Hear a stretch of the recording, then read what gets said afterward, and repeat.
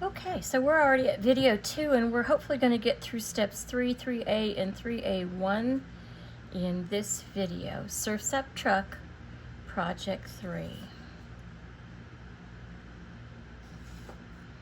So your Project 3 actually has an additional direction sheet. It has formal directions, meaning all written out step by step. And then it also has this diagram, and that might help you with placement a little bit. The biggest thing that I need you to remember is as we place them, be sure that you have at least a ½ inch, if not more, between the edge of the motifs and the edge of your oval. I'm going to highly encourage you as you go to go ahead and remove the waste paper. So you're going to be removing this yellow and white grid side as you go. The reason I don't have you put it all down like this with the paper still attached is you've got to pick it all back up again. And again, you can't hurt this light steam esteem 2. Simply get rid of the waste paper. That becomes trash. If you love a particular motif, then by all means hang on to it, and you can certainly keep it as a tracing guide for maybe a future project if you'd like. And then you're just going to temporarily put it in place by just kind of pressing it down. You're always going to want to work from the back of a design to the front.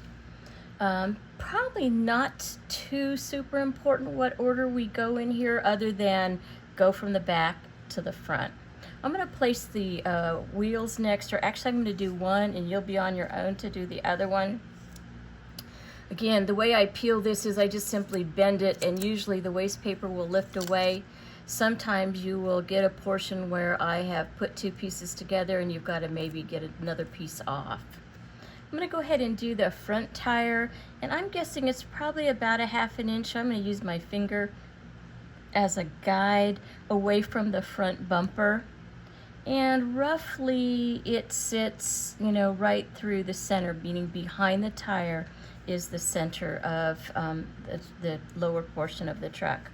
And then you just repeat that. I'm going to take a gray waste paper away. That's maybe, we'll call that a gray wall instead of a white wall portion of a tire. If you don't know what that is, ask somebody older than you and they can explain it or show you a picture. And then finally a little tiny even lighter gray hubcap. And it's that simple, but do note on this particular portion, at least on half of it, we've got 1, 2, 3, 4 layers of wool, and that'll be important in your steam pressing stage. I'm going to let you put on the second wheel, so I'm not going to bother with that right now. You need you to look over the 2 palm trees, and I gave you 2 on purpose. Peel the brown one first. And they're tiny. It should still come away, all that paper. If it leaves you a piece of paper, get that off. And then just center that over the door. Yours may be going the trunk in an opposite direction from my original diagram. It's honestly no big deal. Just put that down there. And then for the second one, now you could overlap them completely if you liked, but I ended up trimming away, so I'm going to do that now. I ended up trimming away the trunk so that it only left the palm fronds on the top. So I'm just going to go in and just kind of clip that out. And so that little piece of the trunk in my design, but you can change yours, I don't want that anymore, so that really just becomes trash. And then I'm just going to simply line this up. You don't have to line it up perfectly. You may want to line it up slightly off so you can see some brown shadow through, or you may want to line it up perfectly. Either way, I think if you followed along with me, there truly are no hard and fast rules, other than trying to stay away from the edge. So you do what makes you most happy. And again, I'm just putting some pressure on it straight down into my table to hold it on. And then finally, I'm going to put down the flip-flops. So you have an additional tire to do, and then you might have flip-flops to put down.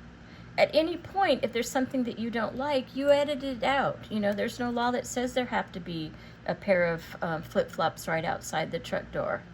You don't have to love them, Maybe you want this one on the top and that one on the bottom, or top, I mean right to left, left to right, and so just kind of move them. Whatever makes you happy.